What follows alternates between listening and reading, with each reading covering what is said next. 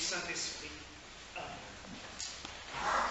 Et encore une fois, parmi les tant d'autres fois depuis notre naissance, nous venons de tracer le signe de la croix, ce symbole de la victoire.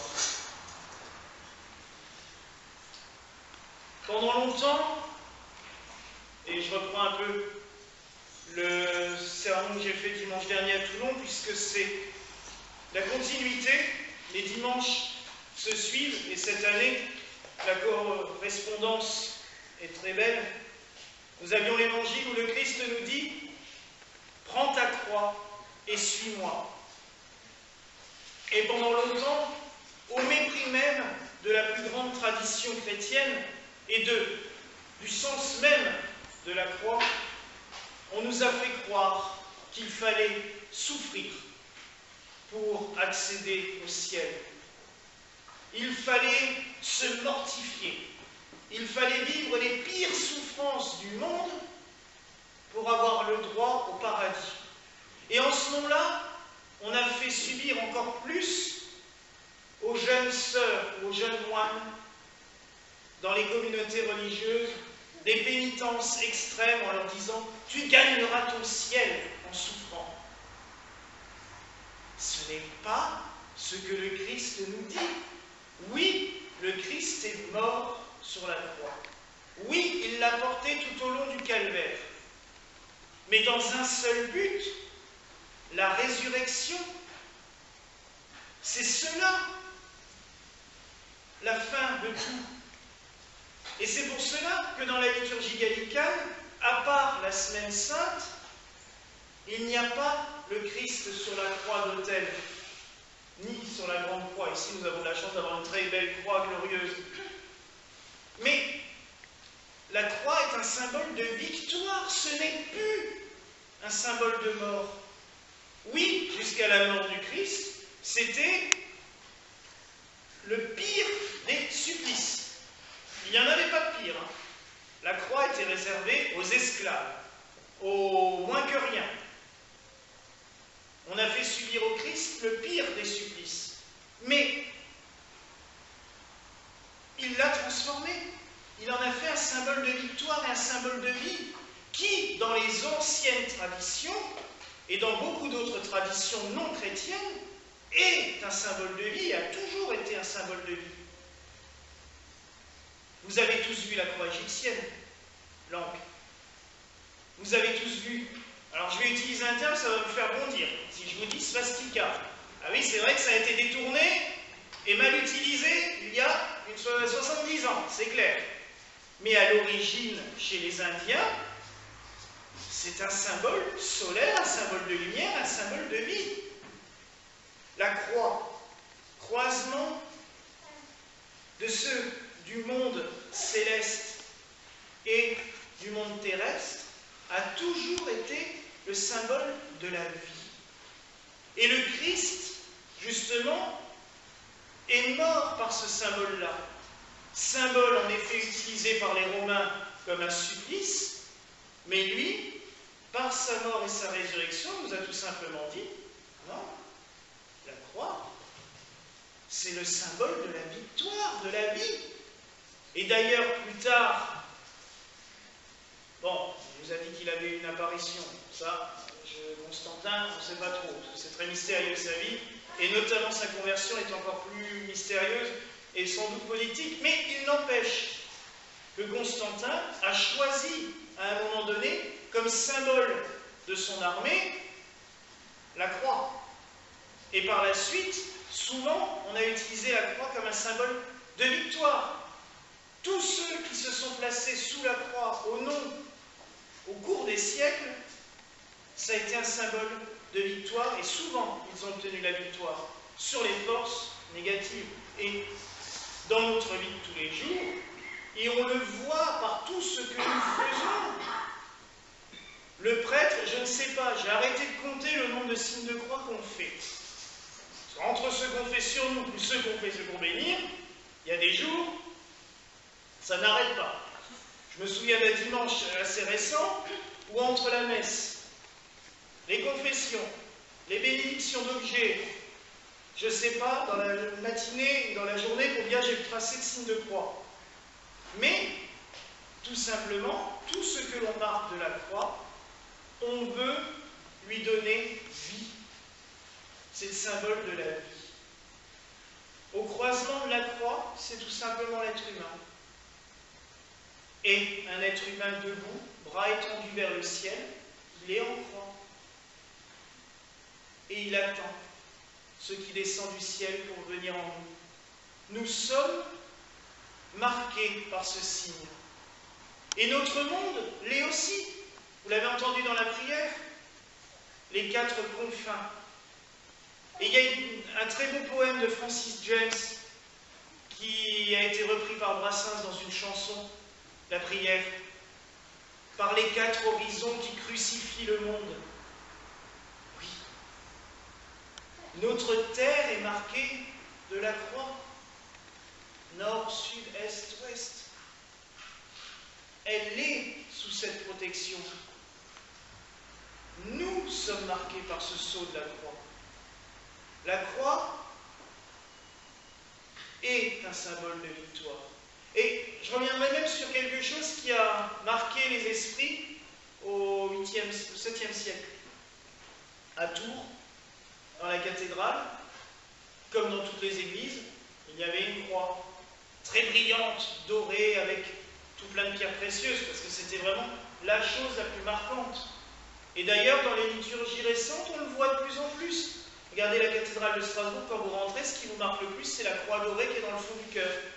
À Notre-Dame de Paris, il y a cette grande croix dorée que Monseigneur Lustiger a fait installer pour rappeler ce qu'il y avait au Moyen-Âge. D'ailleurs, elle n'a pas été détruite au moment de l'incendie. À Tours, donc, dans la cathédrale, il y avait une grande croix. Puis un jour, un évêque a dit « Oh, je vais en faire faire une nouvelle ». Déjà à l'époque, il y avait toujours un évêque qui voulait faire plus moderne que celui d'avant. Et il a mis le Christ mort sur la croix, nos crucifix, comme on les connaît. Et Grégoire de Tours nous le raconte dans une de ses lettres, il dit « Les gens ont tellement été horrifiés qu'on a dû voiler la croix. Ils ont eu peur. Pour les premiers chrétiens, c'était pas possible. Oui, il était mort sur la croix, mais c'était fini. Il était passé à la résurrection. Et nos frères protestants, au moment de la Réforme, c'est une des premières choses qu'ils ont fait, c'est d'enlever le Christ. C'est pas une profanation, mais au contraire, c'est un symbole de la victoire. À l'époque romane, on avait des Christ sur la croix, mais alors des Christ glorieux. Le Christ régnant, habillé en grand prêtre, avec une couronne d'or sur la tête. C'était le Christ victorieux des enfers.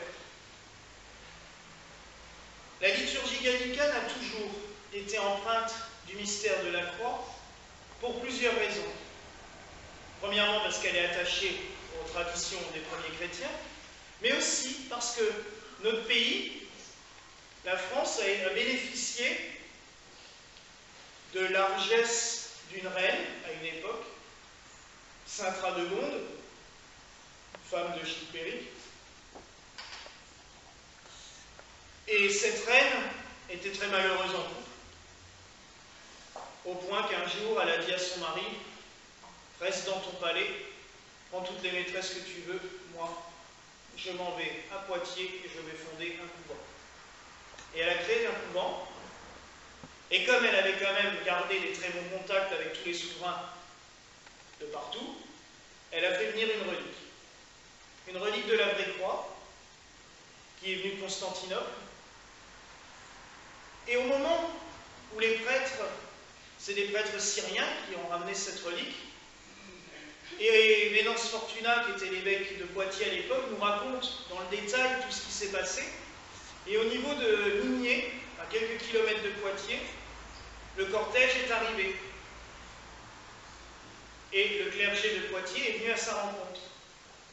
Et il y a eu un échange culturel phénoménal entre ces deux peuples.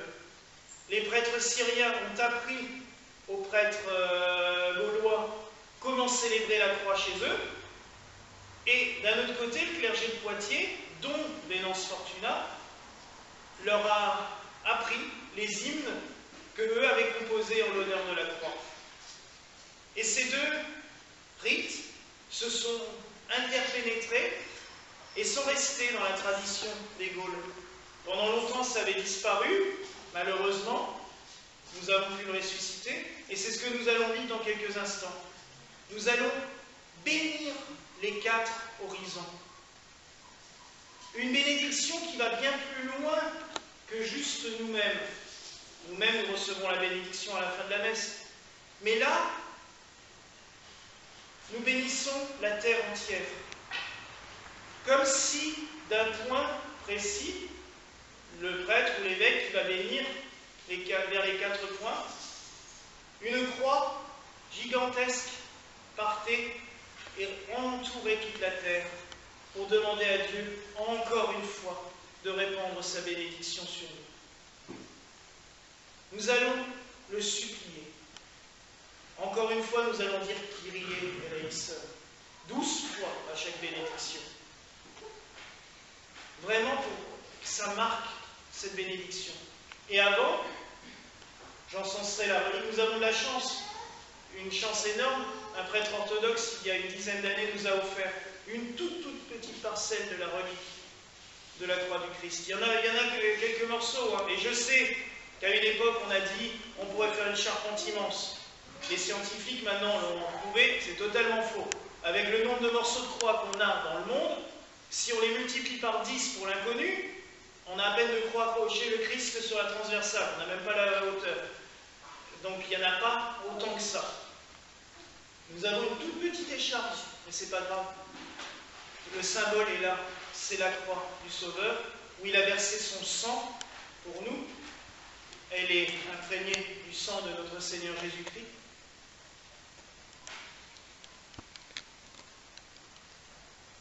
Sa bénédiction va se répandre sur nous tous, sur le monde. Et en même temps, nous prierons pour tout ce que le monde nous donne. Notre terre, elle nous nourrit, elle nous fait vivre. On l'oublie souvent. Nous sommes en plein mois de la création. Toutes les églises se sont mises d'accord il y a quelques années pour faire du 1er septembre jusqu'au 4 octobre, la fête de Saint François d'Assise, le mois de la création. Pour se rappeler quand même que, oui, on vit sur une terre. Nous, on n'est que de passage. Elle est censée rester après nous. Donc on est censé... Vous savez, je vais faire une blague. Des fois, quand on va dans des associations, dans des restaurants, il y a marqué au petit coin, veuillez laisser l'endroit dans l'état où vous l'avez trouvé en rentrant. Ben, la terre, c'est pareil. Merci de la laisser dans l'état où vous l'avez trouvé, et de ne pas... Alors, si on peut améliorer les choses, c'est bien. Si on peut faire un petit coup de propre en partant, ça serait bien. Mais ça serait bien de ne pas la laisser dans un état pire que ce que nous l'avons reçu. Et malheureusement, de génération en génération, c'est ce que nous faisons. On la laisse dans un état pire. Alors oui, vous allez me dire, ah, c'est pas la bénédiction de Dieu qui va régler tout ça. Non. Mais si, de demander la bénédiction de Dieu, je vous rappelle que bénédiction, c'est dire du bien de quelque chose au nom de Dieu. Si, en faisant cette bénédiction, la portée de nos paroles, de notre vœu de demander à Dieu de protéger, de bénir, ce vœu se répand sur la terre, mais aussi et surtout dans les consciences, nos consciences et les consciences des autres, alors là, oui, nous avons une portée. Et je sais qu'un mot peut changer beaucoup de choses. Donc que cette bénédiction que nous allons demander à Dieu se répande sur notre terre. Que sa croix, encore une fois, apporte protection et victoire. Nous sommes en pleine période où nous fêtons les récoltes. Nous allons bénir le raisin aussi pendant la messe. Vous voyez, c'est la terre qui nous donne. Il y a le travail des hommes. Robert, il en sait quelque chose. C'est beaucoup de travail pour produire du raisin. Mais c'est la terre. Sans elle, pas de raisin. C'est aussi pour remercier notre planète de nous donner toutes ces bonnes choses. Et le vin a un symbole aussi. C'est pour ça qu'il y a un pressoir posé devant. C'est pas juste pour faire genre fête des vendanges qu'on met un pressoir devant l'autel aujourd'hui. Mais la croix, dans l'esprit, le pressoir mystique. Au Moyen-Âge, ça revient souvent. La croix est le pressoir sur lequel Jésus-Christ, le vin nouveau, a exprimé son sang pour nous sauver. Et quand nous bénissons le raisin, d'ailleurs le vin sert pour la messe, quand nous bénissons le vin, le raisin, nous nous souvenons aussi de ce que le Christ nous a donné, son corps et son sang. Et vous remarquerez qu'il n'a pas été cherché loin, il n'a pas pris des choses alambiquées pour faire son corps et son sang. Il a pris les deux choses faites par la terre, le pain et le vin. Le peuple juif, tous les vendredis soirs disent « Béni sois-tu Seigneur pour ce pain, fruit de la terre et du travail des hommes. Béni sois-tu Seigneur pour ce vin, fruit de la terre et du travail des hommes. » Souvenons-nous que la terre, sans notre travail, rien n'est produit, mais que sans la terre, nous ne pouvons rien faire. Tout cela est sous une seule et même protection. Demandons en ce jour vraiment à Dieu que sa croix fasse comme une grande ombre sur nous, comme des bras qui s'ouvrent pour nous bénir, pour nous protéger. Quand le prêtre bénit, il écarte les bras en grand au-dessus des personnes. Et là, c'est pareil. Et nous avons la chance d'avoir une croix gigantesque dans cette église par rapport au... Mais c'est cela. Et quand je l'ai vu il y a 3 ans et demi, quand on est rentré là la première fois, la croix, sur le coup, j'ai même pas fait attention. Et le propriétaire me dit, attendez, on a l'électricité, j'allume les lumières. Et je vois cette croix qui se met à briller devant. Je dis oui. Oui, c'est l'étendard, c'est celui-là, c'est ça qu'on doit suivre. Elle est symbole de victoire. Si nous nous tournons vers la croix glorieuse, la croix de lumière, la croix de vie, alors oui, nous pouvons obtenir la vie. Alors en ce jour, tournons-nous vers la croix du Seigneur. Demandons-lui sa bénédiction et sa protection, pour nous-mêmes, pour nos familles, pour ceux qu'on aime, et pour toute la terre, que sa bénédiction se répande, ici et partout. Voilà la grâce que je nous souhaite au nom du Père, du Fils et du Saint-Esprit.